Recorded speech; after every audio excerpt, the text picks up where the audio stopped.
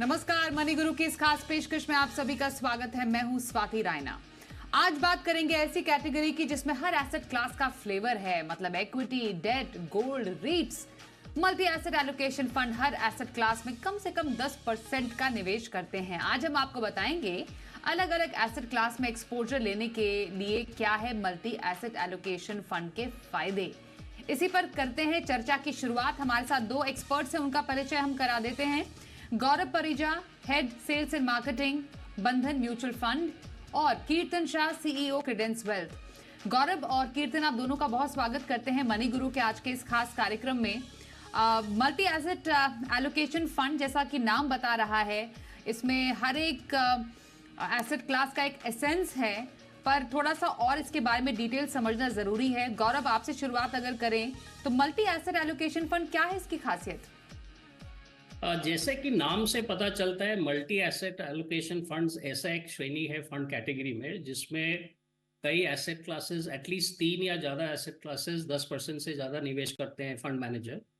Asset classes में consider करते हैं तो इंडियन इक्विटीज़ है, इंडियन फिक्स्ड इनकम है, इंटरनेशनल इक्विटीज़ है, कमोडिटीज़ यानी कि गोल्ड एंड सिल्वर, और आर्बिट्राज पोजिशंस है, रीट्स भी है।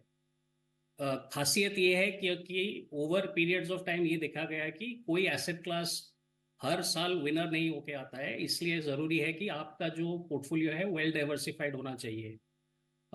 एंड इसलिए मल्टी एसेट फंड्स बेनिफिशियल है क्लाइंट्स के लिए।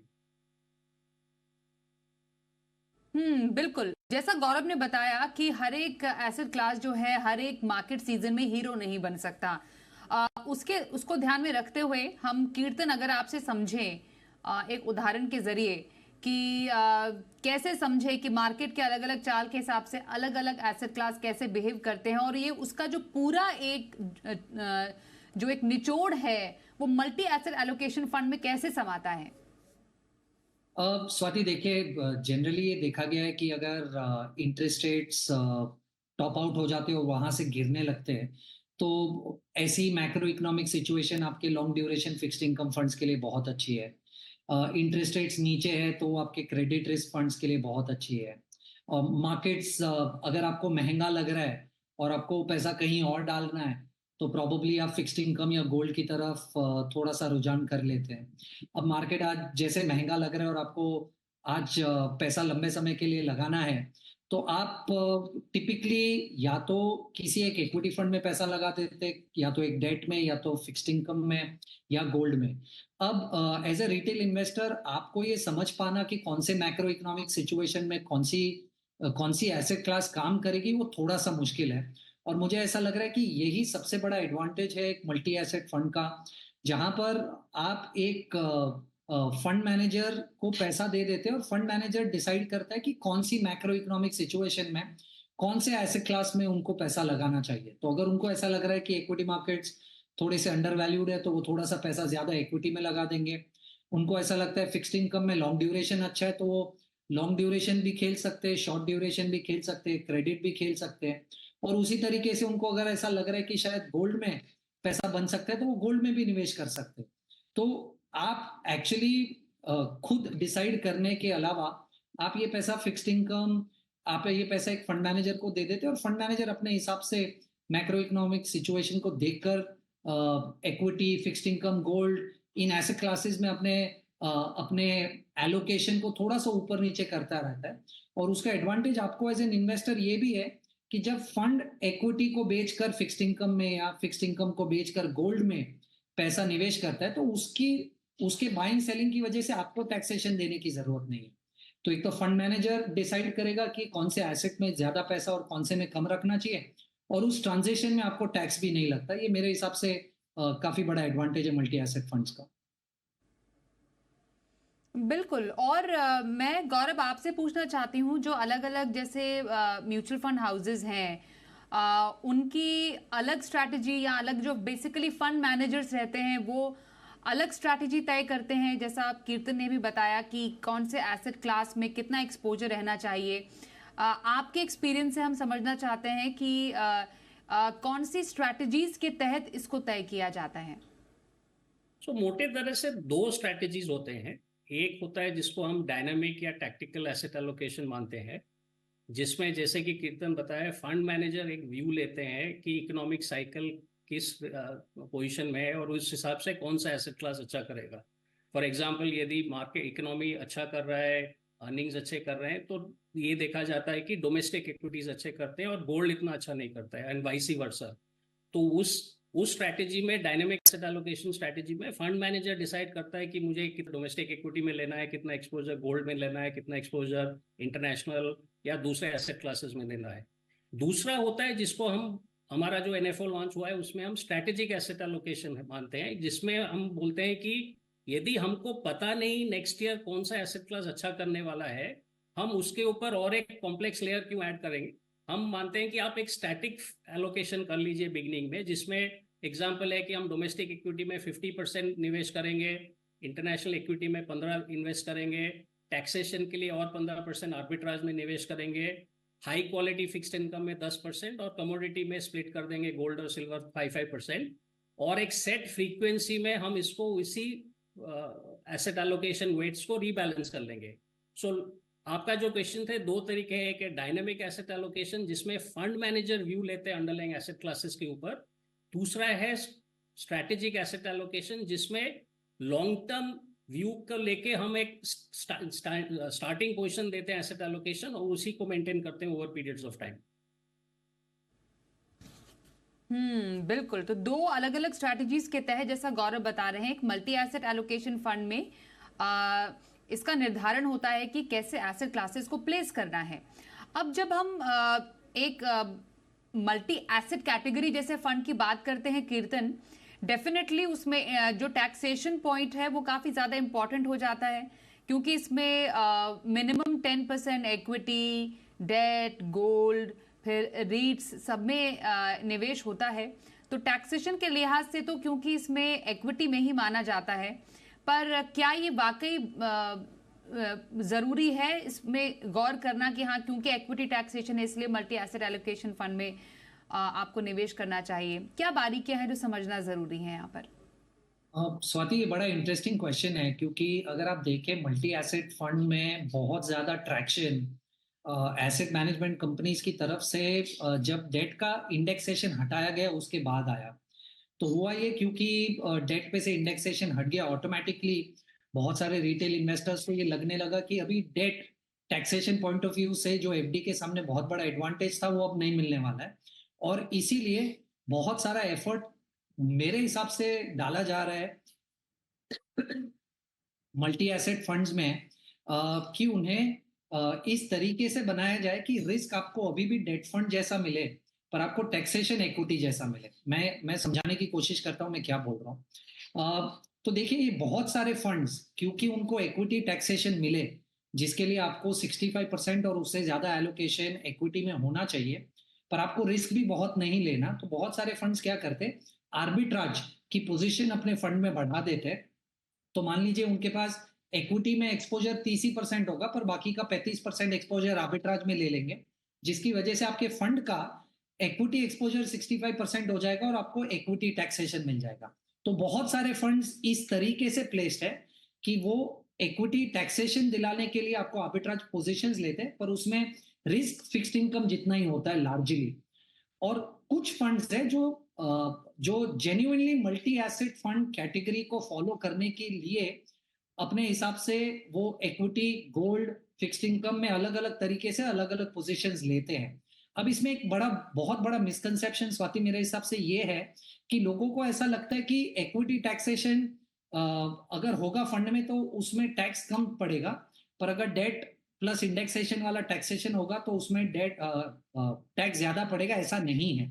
आप मान के चलिए किसी भी फंड में अगर 10% और उससे नीचे आपको अगर रिटर्न्स मिल रहे तो इंडेक्सेशन वाला टैक्सेशन बेहतर है। एक एग्जांपल देता हूं, मान लीजिए आपके फंड ने 9% रिटर्न जनरेट किया और उस पर अगर आप इक्विटी टैक्सेशन लगा देंगे 10% का, तो आपके हाथ में 8.1% आएगा।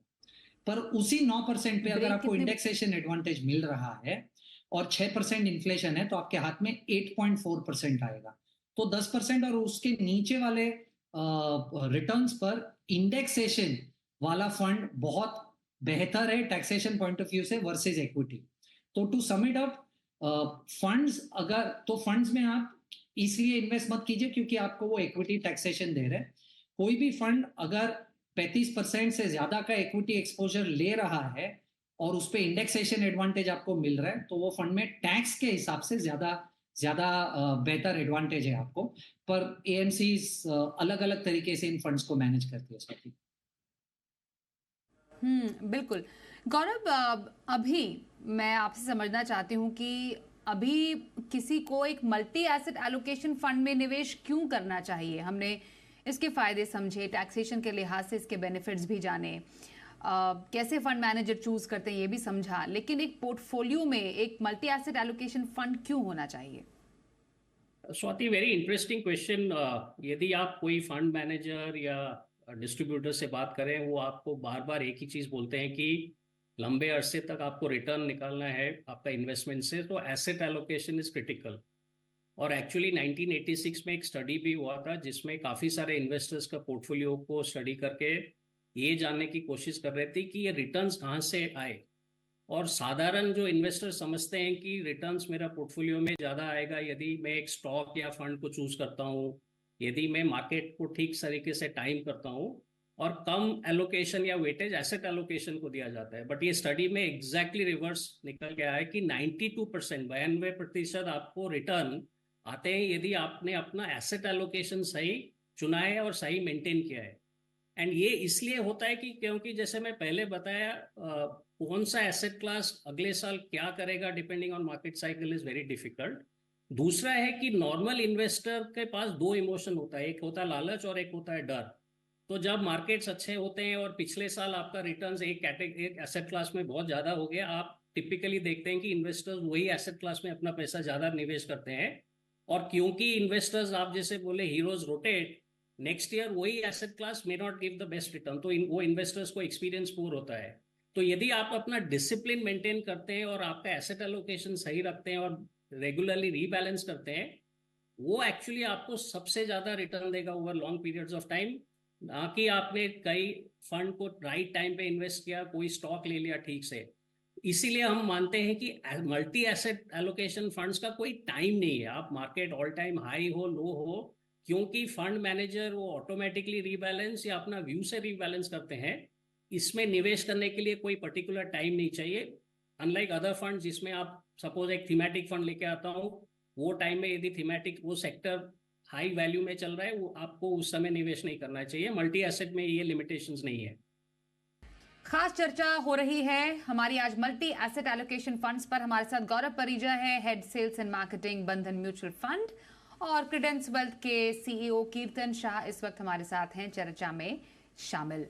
मैं कीर्तन आपसे ये जानना चाहती हूँ, मल्टी एसेट एलोकेशन फंड, क्योंकि हर एक हम यूजुअली बोलते हैं कि कौन से किसी एक पर्टिकुलर कैटेगरी ऑफ फंड में हर एक फंड में निवेश का एक टाइम होराइजन से एक रिश्ता होता है, एक हमारे रिस्क कैपेसिटी से भी एक रिलेशन होता है। तो एक मल्टी एसेट एलोकेशन फंड को कैसे गोल्स के लिए हमें यूज करना चाहिए? स्वाति, सबसे पहले तो ये कैटेगरी उतनी स्ट्रेट फॉरवर्ड नहीं है जितनी दूसरी कैटेगरीज है। अगर आप म्यूचुअल फंड की दूसरी कैटेगरीज देखें तो उसमें आपको पता है, प्री डिफाइंड रूल्स है सेबी के कि आपको कितना पैसा कौन से मार्केट कैप या कौन से एसेट में रखना है। मल्टी एसेट थोड़ा सा डिफिकल्ट कैटेगरी है क्योंकि उसमें 3 तरीके के फंड्स या फंड स्टाइल्स है। एक जिसमें वो फंड बनाया ही इसलिए गया है कि आपको डेट जैसा रिटर्न मिले और इक्विटी जैसा टैक्सेशन मिले, तो उसमें बहुत ज्यादा वॉलेटिलिटी नहीं होती है। दूसरा स्ट्रेटेजिक, जैसे अभी हम बात कर रहे थे एनएफओ की, कि उसमें प्री डिफाइंड रूल्स है कि कौन से एसेट में आप कितना पैसा लगाएंगे। और तीसरा डायनामिक है जिसमें एसेट एलोकेशन मूव होते रहता है फंड मैनेजर के मैक्रो व्यू को लेकर। तो मुझे ऐसा लग रहा है कि सबसे पहले तो ये कैटेगरी को आप एक समान तरीके से जज नहीं कर सकते, क्योंकि बहुत सारी एएमसीज अलग अलग तरीके की स्ट्रेटेजी यूज करती है इस फंड को चलाने के लिए। But having said that, theoretically मुझे ऐसा लग रहा है कि ये थोड़ी सी एक ऐसी कैटेगरी जिसमें ऐसे लोगों को निवेश करना चाहिए जो बहुत ज्यादा वॉलेटिलिटी नहीं चाहते अपने पोर्टफोलियो में और डेट से थोड़ा सा ज्यादा रिटर्न चाहते हैं। क्योंकि होगा ये कि ये एक एसेट एलोकेशन की वजह से एक डाइवर्सिफिकेशन लेके आएगा आपके पोर्टफोलियो में। इक्विटी में भी निवेश करेगा, डेट में भी करेगा, गोल्ड में भी करेगा, रीट्स में भी करेगा, इंटरनेशनल में भी करेगा। तो एक काफी एक अच्छा डाइवर्सिफिकेशन आ जाता है और समान समय पे ये पोर्टफोलियो रीबैलेंस करते रहेगा। यानी स्ट्रेटेजिक एसेट एलोकेशन है तो भी रीबैलेंसिंग होगी, डायनामिक है तो भी रीबैलेंसिंग होगी। तो ये रीबैलेंस होते रहेगा, उसको मार्केट से आप यानी आपको वो जजमेंट नहीं लेना है डिपेंडिंग ऑन फंड मैनेजर जो स्ट्रेटेजी डिप्लॉय कर रहा है, वो ऑटोमेटिकली रीबैलेंस होते रहेगा। तो मेरे हिसाब से ये ऐसे इन्वेस्टर्स के लिए जिनको ज्यादा वॉलेटिलिटी नहीं चाहिए पोर्टफोलियो में, पर डेट से ज्यादा रिटर्न चाहिए और इक्विटी जितना रिस्क नहीं ले। बिल्कुल। गौरव, तो ऐसे में एक निवेशक चुनाव कैसे कर सकता है एक अच्छे मल्टी एसेट एलोकेशन फंड का? क्योंकि एक फंड को समझना, उसके एलोकेशन स्ट्रैटेजी को समझना, फंड मैनेजर की थिंकिंग को समझना भी काफी जरूरी होता है। तो कैसे चुने एक अच्छा फंड? पहला चीज है पहला तो ऐसा कोई अच्छा बुरा फंड नहीं होता है multi asset allocation. Depending underlying fund manager का क्या स्ट्रैटेजी है उस हिसाब से वॉलेटिलिटी इंक्रीज होगा या डिक्रीज होगा। तो यदि आपका रिस्क एपिटाइट है और यदि आपको सिर्फ डेट से थोड़ा ज्यादा कमाना है, देन आप ऐसा फंड को चूज कीजिए जिसमें इक्विटी का एलोकेशन बहुत ही ज्यादा ना हो, या आप ऐसा फंड को चूज कीजिए जिसमें फ्रीडम नहीं दिया जाता है फंड मैनेजर को इक्विटी परसेंटेज को 70% लेके चले, क्योंकि ये कॉल गलत भी हो सकता है। तो द आइडियल चॉइस जो फंड को आपको चूज करना है, आपका क्या एक रिस्क एपिटाइट क्या है, रिस्क प्रोफाइल क्या है, और आप कितने दिन के और कितने ईयर्स के लिए पैसा निवेश कर सकते हैं, और कितना वोलेटिलिटी आप एक्सेप्ट कर सकते हैं, उस हिसाब से आपको चूज करना है। जैसे कि कीर्तन ने समझाया, वेरियस फंड मैनेजर्स का डिफरेंट ऑप्शंस होता है। हमारा जो एनएफओ है, हम पहले से आपको बोल रहे हैं कि हम स्टैटिक रखेंगे, हमारा एलोकेशन 50% इक्विटी में होगा, और इसीलिए अंडरलाइंग फंड का वोलेटिलिटी उस हिसाब से आउटकम आएगा वोलेटिलिटी में। सो ऐसा कुछ गारंटीड और ऐसा कुछ मैट्रिक्स नहीं है कि ये फंड अच्छा है और वो फंड बुरा है। बिल्कुल। तो अपने लक्ष्य, अपने जोखिम के अनुसार आपको एक अच्छे फंड का चुनाव करना है। बस आपके अलाइन होना चाहिए आपके लक्ष्यों के साथ, ये समझना बेहद जरूरी है। मल्टी एसेट एलोकेशन फंड, इसकी तमाम बारीकियां समझाने के लिए गौरव और माफ कीजिए कीर्तन, आप दोनों का बहुत धन्यवाद करेंगे। आप हमारे साथ इस खास एपिसोड में शामिल हुए चर्चा के लिए। धन्यवाद।